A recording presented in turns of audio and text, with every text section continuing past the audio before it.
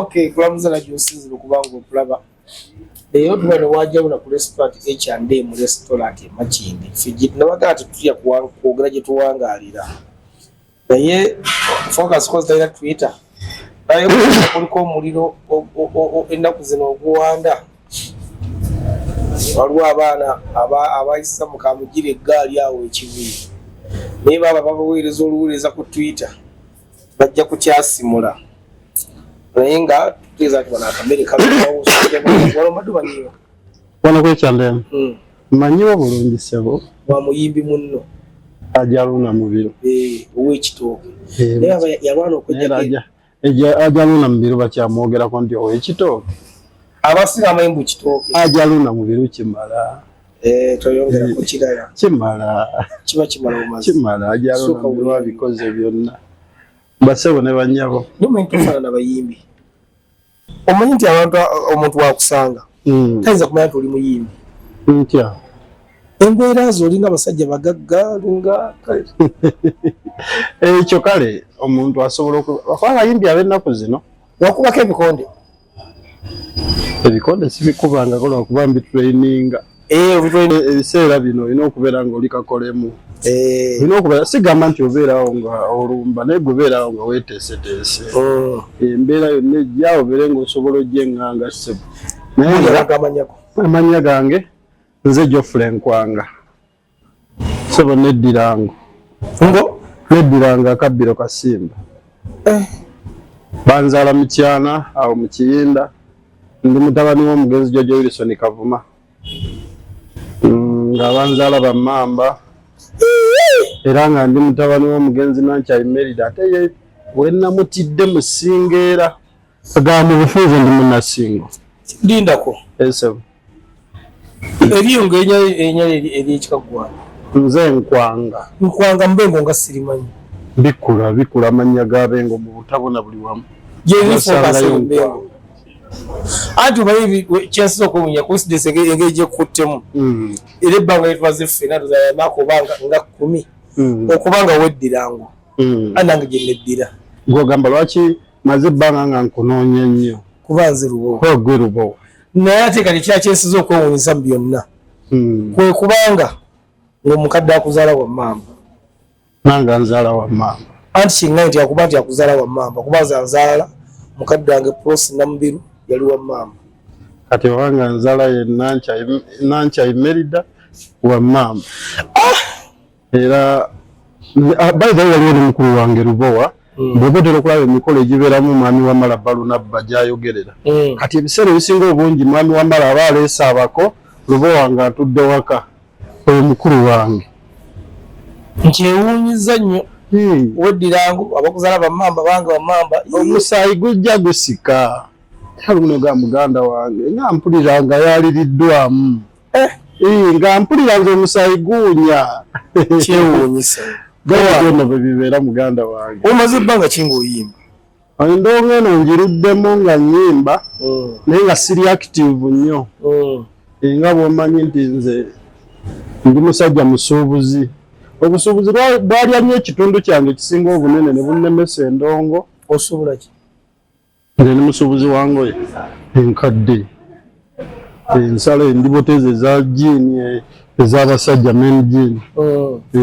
Olina ovuga ng'ebikasipati kyayambadde? Ate ya item ndala. Ovuga ate ekyo kiba kirala mubamu items. Kati nti ono ali mu men jiini, ono ali mu dress pant, ono ali mu ebityo. Kati nze item gye mbagita men jiini. So kotandike nga Geoffrey Nkwanga. Esebo. Bamuzaala Mityana. Mityana mu Kiyinda. Bayitawo mu Kiyinda Kisiraamu. Owasomera? Nsomedde wangi. Tumenye amenyere ku masomero. Nsomeddeko nasomerako kati nasomerako ennamutidde essomero waliyita Kyampisa awo nensomerawo okkomanga mu Pittu nenzija nensomera Mityana mu Kiyudaaya. Busimbi SDA. Nensomera ku Sentinowa mu Kiyinda. Nenvaawo nensomerako Kalangalo RC. Era gye natulira P7. Kaakati awo neŋŋenda kati nemmala emyaka nga soma. Nga tuli twagala kuyimba waliwo munywanyi wange bambi Mukama amusaasire yawummula bamuyitanga Sally Anthony. Naye yali muyimbi. ali muyimbi nga mulungi kati najja bw'oba omanye Ssentongo wa London Mityana oyo mutowe ono Ssentongo ali ku TikTok avuma abantu nedda sebo takuwulira mwami Ssentongo tufudde mwami Ssentongo yena nyini wa London Mityana musajja mbadde nga nti obugamba nedda mbadde nga nti sisobola kuba mu bantu bavuma mbadde nga tugamba oyo London avuma abantu nedda mukama wange ifo bayita London nedda hotel bagiyita London Mityana bamumanyi Ssentongo Clement kakati oyo mutowe yajja ewaka ewa maama wange n'ansabayo n'agamba omwana oyo maama nsaba omumpe yali ansigako ku myaka tugende tuyimbe tutandika okuyimba mpala netukola ebibiina ku kyalo namutidde netukola ebibiina tutandika okuyimba mpola mpola tutandika okuyimba nga ye atusingako kati olwagira kati nagendanga ewaabwe ng'ayize ennyimba olwo alina ennyimba z'ayiya naye nga nange mpulira njagala okuyiya kubanga tulina ye yali yafuna gundi nga yali inspired by mukulu wange waliwo mukulu wange yali omuyimbi bamuyitanga Emmanuel Boogere aliridawa yafa yali bawa omuyimbi gwe bayitanga Sala Boogere bonna saabala bakozi yayimba kati Boogere yawandika n'akayimba k'obukodyo bw'omukuwa n'akasaala Boogere oba akamanyako buli omu yazika amatugo nakati oyo yawandika akayimba ako mukulu wange bamuyitanga Emi Boogere yayimbiranga mu Peking kati abakulu abaliwo ebiseera ebyo kati yasikiriza abantu bangi abavubuka bangi ku kyalo okuyimba ali Kampala ayimba akati bwe yafa kati bano bonna basalito ne bambi ne batandika okwagala okuyimba nansabe wakati tutandikiriza nga bw'omanyi abavubuka kakati ne tutandika okuyimba okuyimba okutandikirawo ne tutandika okuyimba omusigwa yasoose okuyimba kondoza kwa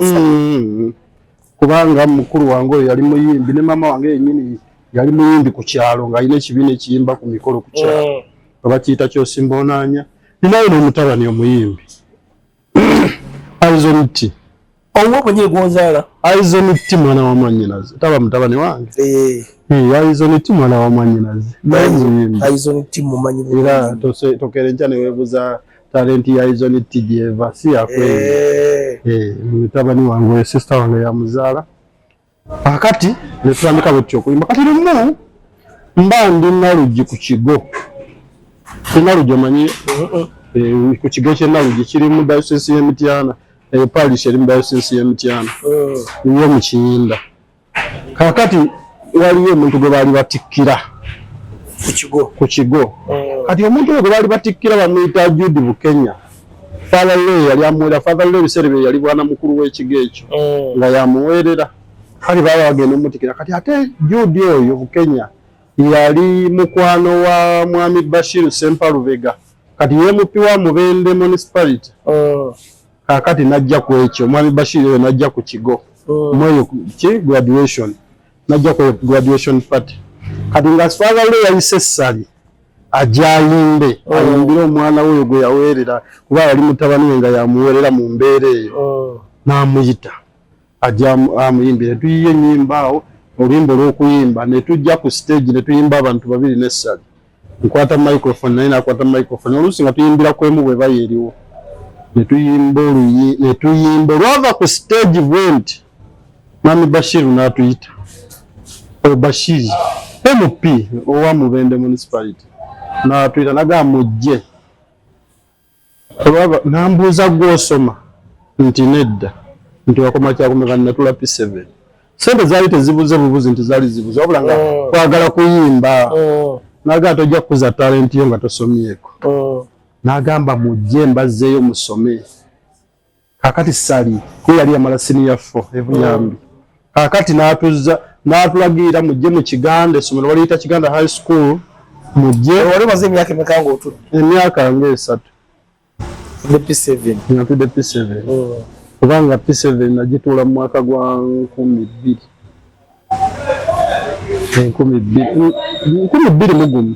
natula P7 kati 2 kati najja mu 2 nali maze emyaka 2 nga sisoma nakola ki naŋŋamba jangu mujje waliwo n'ekibiina kye tuli mu tulonkinga ku ssomero ku mukolo byali biseera bya November nga gwako abaana bagenda kuwummula mujje muyimbe mwandike oluyimba bwetyo mujje ne tukola enteekateeka ne tuwandiika oluyimba olwo okubya tugamba netugenda mu Kiganda ku Kiganda High School netukolobya twayimba nemulya mundago twayimba naffe bagamba abantu bonna ne basanyuka nnyo era bava ku stage n'atugamba mugende munoonye ebyetaagisa bino mifaliso mu kisulo ojja otandika okusoma ekitegeera nengenda olabye Baby Deo nanjagala nnyo bambi enkolagana yava ku ki Baby Deo yandaba nga nange Baby Deo yali friendly nga nange ndi friendly kakati Baby Deo yali musajja nga munakatemba nnyo kubanga nze nasirawo kumwagala ennyo nga Deo bw'abaze mu studio muyinza okubeera nga museka mwakwatagana alina luyimba ki yali alina oluyimba lwe yali akola bankutte n'omukozi bankutte n'omukozi nenswala bwebityo kakati lwe yali akolewa ku Mozart netukwataganirawo ne Deo netufuuka ba mukwano kakati nentandika n'otambulako naye yagendanga okuyimba mpola mpola ebiseera ebyo bambi teyali bulungi nga teyali bulungi ebiseera ebyo nga akyeyiyaweeyiya naye kinasooka okumanya ku Deo Mukama musaasire Deo yali musajja mugabi Deo ng'ayinza okugenda oba nanga nti kati omanyi Nkwanga Geoffrey Nkwanga kati kyetugenda okukola ogenda kumperekerako tugenda Busoga kati ogenda kumperekerako ogende nawe otandika okuperforminga kuba nalinawo ennyimba zange nalina oluyimba ekiva ku mmeeme oluyimba luno olumanyi yogera ekiva ku mmeeme oluyimba olwo nga nalukola ne video yali yalwagala nnyo bulungi kanangamba ogenda tandika okuperforminga saagala otule tojja funa linnya nga otudde tugende otandika okuperforminga nentandika otambula ne Deo tandika okugenda ebusoga eyo bateranga nnyo mu booking ya side z'ebusoga eyo era yasooka okuntwala eyo ebusoga etandika okuyimba kakati twabeeranga basatu Deo omuntu gwe babuukinganga nga sigaa nti bategese kivulu kinene eyo Deo gye baali bamutegeera nga basobola okutegeka nti oba balina we bategese okuyimbira nga balina omuyimbi ogwo Baby Deo kati ne batwala Deo kati nze ne ŋŋenderako ne tubeera babiri waliwo n'omulenzi omulala sikyamanyi gyali bamuyitanga Zabada yakuba ino olimba lwe yakuba ebiseera ebyo yayimbanga nti tonkuba Zabada bwe bityo kakati Zabada nga tubeera mu mmotoka abantu bameka mumanyi bulungi basatu Zabada kati tugenda bambi ng'obulamu butambula kati Deo yatunyumiririza olugero nangamba omanyi Nkwanga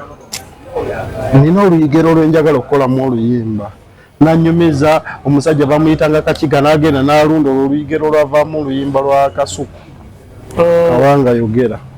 kati n'abinyumiza ogenda okumpita nga atatandise okussaako vaasi kati naakola oluyimba nga lulamba nga temuli vaasi wabula n'aluyimba ng'era olugero bwe lwali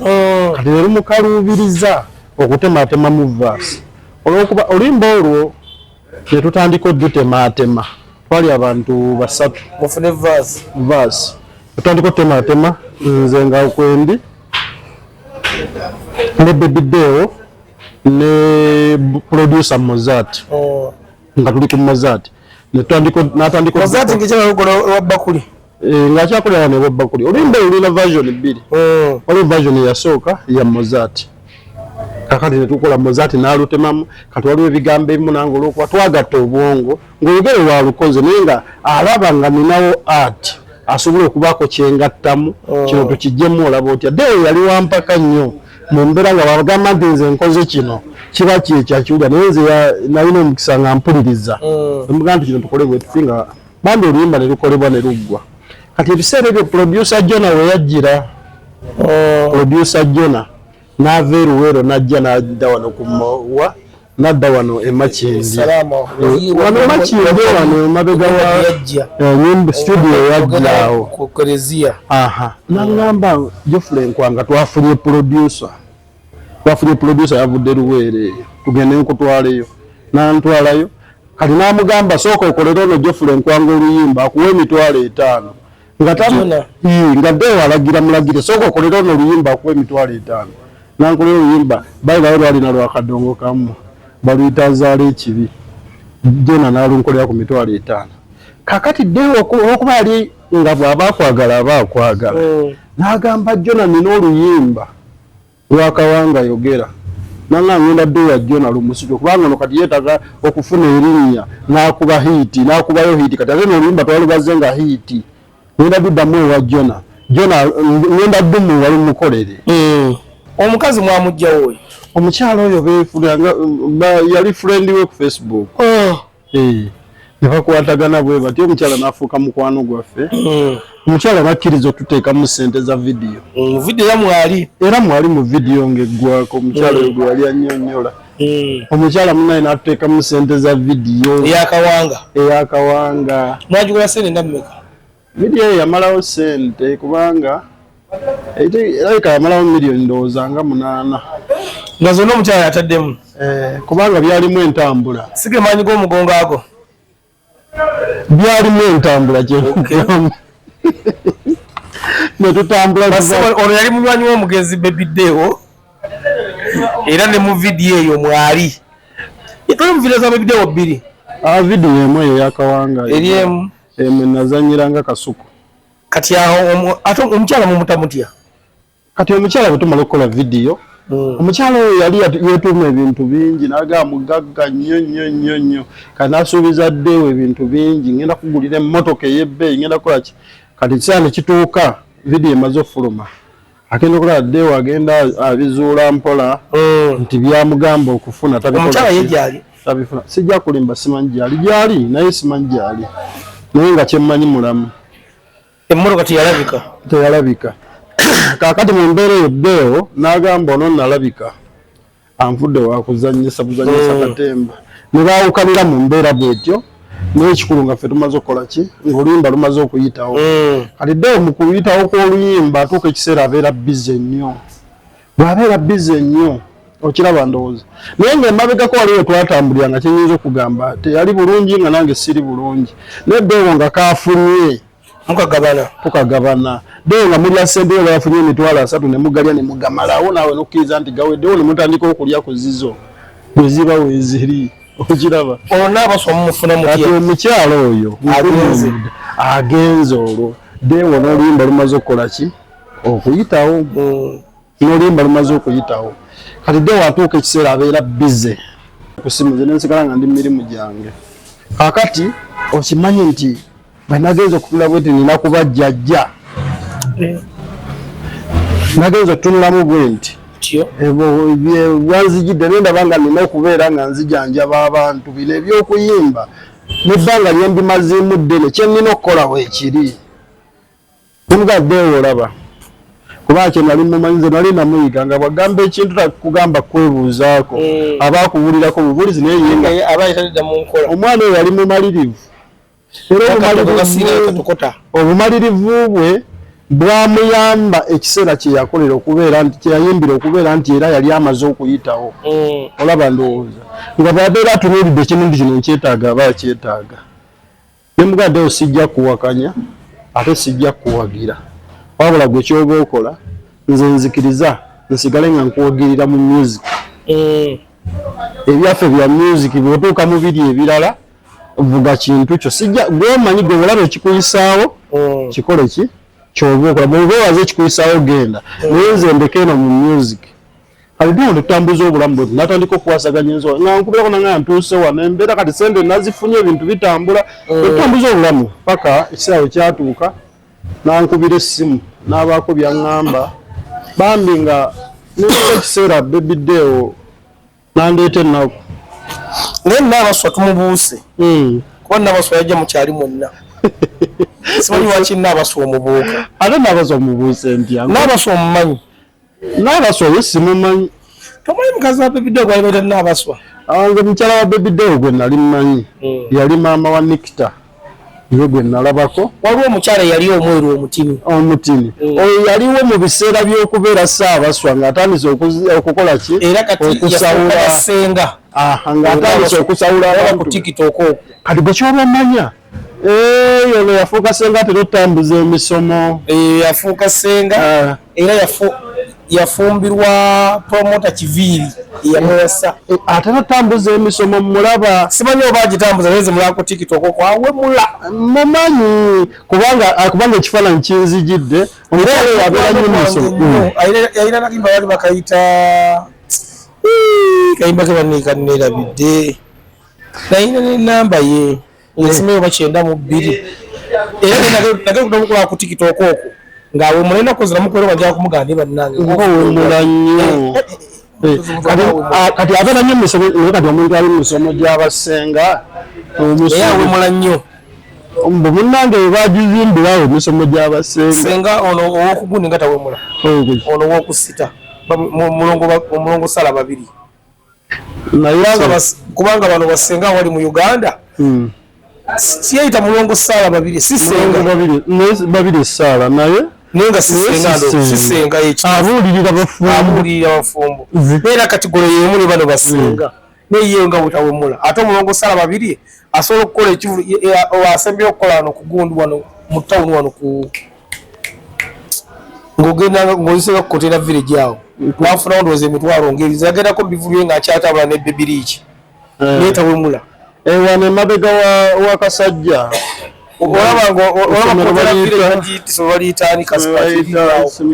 Nakivubo Bbulu yakuba Nakivubo Bbulu eyo n'agijjuza netawemula beyi nagirako olumwejja musoza ajaluunaawo ngeri mumvinga 6 ndowooza nze bannaye ntamiddwa n'abantu abawemula omuntu awemula simwagalirako ntamiddwa abantu abawemula abantu ekyasinga okusumbula abantu okuwemula baagala okukopa Ssenga Justin Nantume kati nga balaba abakyala bonna abalyako nnyo sho kyokka ate Wemula yeye waliwo obulumu ye yakatemba wabika kati abakyala bonna abakyala zibasenga bagibenda kati Wemula waliwo n'omukyala w'oku-NTV omuyita simanyi Sengani NTV erina bweko basenga TV kyeyo gyogamba wakola ku NTV wakola ku Bukedde yes NTV bamuyita beyo omukyala omukulu yakolako ne ku Freedom City awo Sengani waliwo senga ono gwe wayita eyakolanga ne bakatolugwama omugenzi ye Matilda oba yani wali awo senga Sengani yakolanga program ku CBS omugenzi katolugwama mukyala mukulu nnyo senga netawemula senga Amida senga Amida w'omuddeko nga Wemula tawemula niye bano bane namutunulira n'abaswa nemuyanga nemye era namukubiranga nja kumugamba naye n'abaswa ngo kwanza yali mukwano gwange nnyo kati mba ndi mu bivulu Kiviri nga tuli naye nali bawuzeyo ssente Kiviri n'aŋŋamba omugezi bayiza yamutwandoza n'omugezi bibiri tannabakufa naye n'abaswa labika ndowooza toyaka kumwogerako alina byeyakkola kakati gwe kyenjagala okutangaaza nti Baby Deo yabeera n'ebitundu 2 waliwo ekitundu ekyali eky'endongo n'ekitundu kino ekyali ekyokusawula ekyobusawo naye ate Baby Deo agenza okuwambula mu bwesigwa naye nti sente nagenda okuzifuna ekyo kituufu era naye yakiŋŋambanga kuba nange nkiraba sente nagendako enze wuwe napalina ku sseetu yafiira awo okiraba nze nange nakiraba lwakuba nze nakwatagala nnyo naye ng'akyali mu kitundu eky'okuyimba era sijja kugamba nti nagendako bayitayo mpozi olunaku lwali lumu yali alina ekifo kyali awo Busega ng'alina wakolera wasawo mukako nampereza nange Geoffrey Nkwanga badde nsaba nkuweereze ssente ongulize ku baana bange engoye n'azinsindikira nengula engoye era nenzimutwalira nemusangawo nange atugende nkutwalira bene bajjajja bwe batambuza ebintu nemuganja kudda lulala ekindeeserero kyawe yalina abaana nga ameka b'osuubira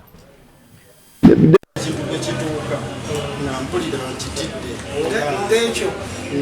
yali agenze wala Deo mwatuukanga nga mwogera bakubidde si n'owulira Deo ng'avuddewo nga Deo avuddewo ng'oyogera n'omuntu omulala ng'ate byayogera bitiisa wange watya kutya ate naawe ng'avuddewo ng'ani owazze anti waliwo omuntu ayogera ebitiisa nze bwe yatuuka ku mutendera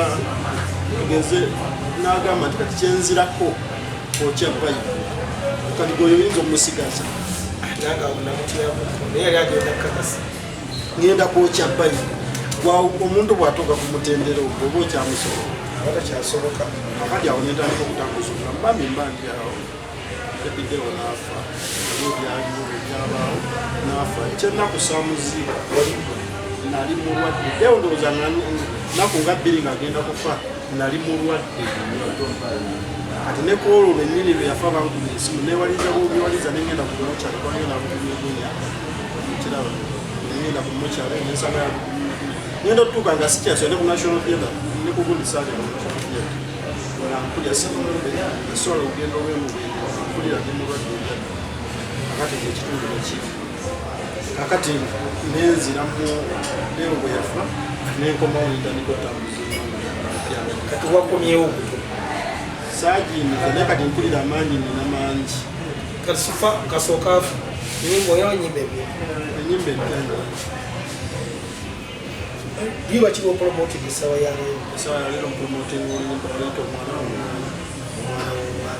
lukwata kuki oluyimba lwamukwana kati gwomanyi omugwana waliwo okuzamanyi omugwana abakazi bwabakibuli era bw'oluwulira naawe kennyini n'oluwulira gendi ku youtube omusomaki Geoffrey Nkwanga ate ku tiktok Geoffrey Nkwanga omuntu singa bawandikira ennyimba zo esebo kasifa oluyimba olwo 225 olw'omwana w'omwana so nja kubategeeza nti olunaku olwaleero okuba n'abantu ab'enjawulo Geoffrey Nkwanga ono nga musajja muyimbi naye mulimuga nti ayimba neyemerako mu bizinesi ze naye alayira nti guno omwaka n'ogujja afumbidde naye ayagala kulya ku ntuuyo ze alina akayimba kakakemu kaita Geoffrey Nkwanga genda ku youtube channel oseemu Geoffrey Nkwanga akayimba kaita omwana w'omwami akayimba akapya ku tiktok genda oseemu Geoffrey Nkwanga twaliwo space Geoffrey Nkwanga olayikinga ofollowinge soda ku youtube era kyekimugere mu comment ye nomwomugaa kyo kiriwo kiti naye nga nze nabeera naye yayita yasindikira yakansindikirako naye ngeri ali yafuna sente nga namuvaako naye mbadde mbasaba mumuwagire tulabe nga oba oli awo ndowooza naye atuukiriza ebirooto bye naye nga tulina baganda afe tutambula nabo bayita akembiire kati akokunywa kasipati yatera okukanywa nga mugamba akiikirire anywe ojja kumusanga noonya emirimu kubanga kati waliwo obuyimba nga tetunatukakana omwana w'omwami baye naye twayagadde nakukola kwenyimba tuzikoze vidiyo weziri menya enyimba eziriko kuliko kwealubamu gye twakulembeza oluyimba omwana w'omwami naye nga kuliko oluyimba noonya emirimu olumanyi wasoma n'omala noonya emirimu kuliko oluyimba wematira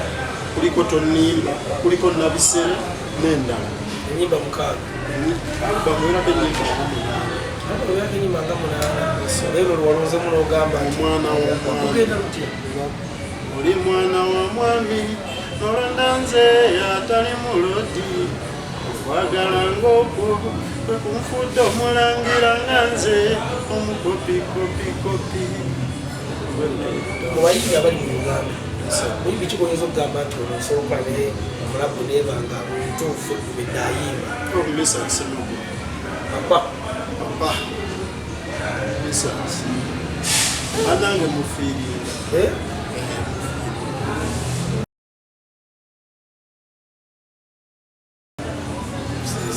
station teyampamu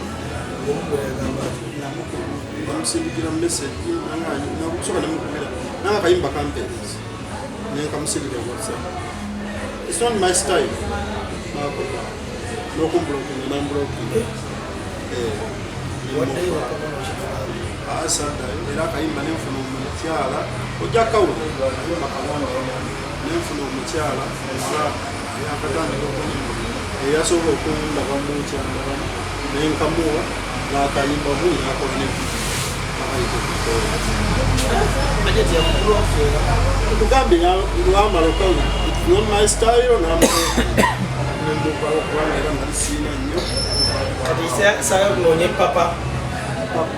akuweyo oluyimba bannange mbamunetaaga era nokusabi era mukama wange papa misa kisamakula nsaba taata onyambe kyonna kyosobola okungattako ku kaliya yange oba onkozi obulungi obutagambika ajja kugikuwa wali kati alinaku ali china taliimu naye kusinzira kodi simumanyi nnyo naye nze nzikiriza nti industry eno y'omukaawe tuyinza okusaba sigameka batukamatamuwamaaza abayiyi naye olwokuba nti ebintu byakola kati kozi ennaku ezino ne babituuse nakola yetambulye ewaabwe naye mbabuuza mubuuzi industry mwina omuswalira yenna wamubuga ekitiibwa oba gwe mutya ne baŋŋamba mwe bali bangi leka tukweyubiika tuwa abisanyisa mu ekitiibwa era tumuwulirira muno kati ffe tutuyina puroguramu yaffe ey'emwezi mubati omusajja oyo yajja mutabani mumusibakasagazati 2022 najja ku stage naga abasibe banyama abakulu bano nzize wano okubawagira kubanga beyongera bulungi era afunire basooka kutandika kukola bintu byaffe ebisobagwa sofinako kizibukako aliyaki ateekana ate mukusiba kula yatuuka essaawa ya leero oyinza ogaa nti mpagiriwaganye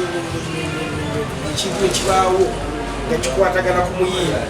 akikuwa ennaku ezo nokubaituwa bagiyita ekyoto ya mukulu genda ekikuliyetinga yagala nayogera ebigambo ebitali bidekudobutalo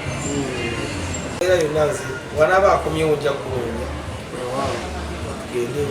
bannanga amulereza nnyo wana olunaku olumu lwena mu meeting nagenda nokankanankanga ananyakatandike ate era mmanyi ekintu kyanagamba n'oyo ebeera nno era yesibe wanaga nti ngenda kukuwa obuyimba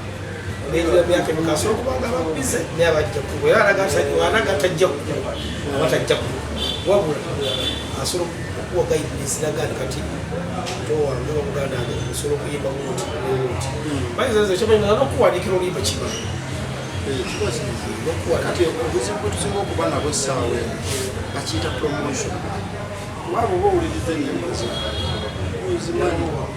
ennyimba zino asobola okulumpandiikira nengenda neniyimba ngaera bwe nnina ezange naye olutuusiza otya kuba kati promotion engeri yonna yonna anti abo abasajja obalaba babatuuka balina obusobozi obuteekayo omuntu senga abasinga anti debeka bakasimu asobola kakubira debinaga omwana ono mulaba mubiringa bwokinkoledde ekyokuba essimu kyeki kyegambye nti ayinza obutakuwa kolabo naye asobola okuwaako abantu bagattaku era wakuba essimu awo era wakuwa kolabo naye beekuyamba era ekyokupromoting oli banange simusemba abayimbi omala okutuma eweyo okuba bikondo nga tusabe katumisa ndisemakula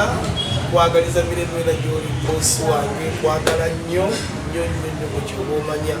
era nsaba mukama katonda akubeera obuwangazi nange nomwagala yabemukusabira naye akuwangaze nga nange wampangaza n'abantu bonna abakwetoolodde abakulyako boolabirira abakutunooledde kusabira muwangazi osabisa kisemakula engaswero n'abayimbi abalala monna abayinza okugamba bosi wange nayize tyansabidde bagaza buwangazi mwenna naye ngenda kuga omwezi 2 kugenda kubeera ku Serena Hotel bajeti Sofi Natongo naye kati Sofi bayimbi abaliwo naye oba oliawo mukama ng'ayambye ojja kubaliawo nga linjofule kwagamba tizigende Africana buli kimu kisobokera kikyewandyagadde okwogera ekisembayo naye nga jamusaba wangu ono tujja kubanga tufune wakiri mu mwezi olunaku tumenye okwonoza omukwano gwange ojja kufuna ngora kubeeyokumyamu bikyali bingi kino olugero okusemakwolwo simanyi nakumanya wadde olwesunza kakikoolinayo akatalekeka bakasibatina batukuba misinda naye nsaba busabe bantu okumpagira nina ennyimba ennungi ddala genda ku YouTube teweerabire ku subscribing oba olina kyongasseeko osakinga Geoffrey Nkwanga waliyo ennyimba vidiyo eziriyo noonya emirimu tonnimba weematira omwana w'omwami n'ennyimba endala nyingi ku TikTok era sakinga Geoffrey Nkwanga waliyo sawundi y'omwana w'omwami oba olina kyongasseeko kyonna kyosobola okungattako era ngezezaawo ku namba yange kwendi 0706 93 99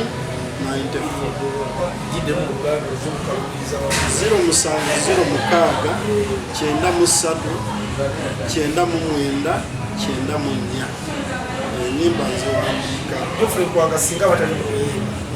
biki abantu abalabya omuntu asobola kuwagira mu kuyimba niyo aba ayinabiriza asobola kuwagira bw'oba oli musajja ng'oyagala empale naddala ez'omunkadde nkubiraako empale eza jiini ne kaki sayizi zonna ne bwoba oyambala sayizi nkaaga era nkubiraako ku namba yange 0706 93 99 94 so ng'adala ekyande mu restaurant emakine kutegeeza nti lwakusaba tubeera mu kiramu kujakizaawo nga byekisente ku matu olwokutaano music abeerawo n'olwomukaaga kiramu jakiz jettabirire emakine Remi collection ekutumiddeko nnyo emunnamwayaawo abaagala okwambala ogende mulungi akakyala kalwemba kakyala kalungi nnyo kalabika bulungi kakwambaza okuveeyo nnyo bagenda okujja mulungi yaffe mugende ewalwemba agoyisali mu collection abambazi enamba yesimujja kugira bange yitawaawo tokwana yagayagoya bakukwana babukubi ngoyagala nti njagala outfit otuufu baize omukula nga mumukwane wakusala okujja kubajalira era akuba nange mbadde mwoyagaliza mumanyi naye nga tugenda kusukoona ku olwalibagaza kamera byako ne kasipati era abamu atuba n'abantu abajagala tukole bulungi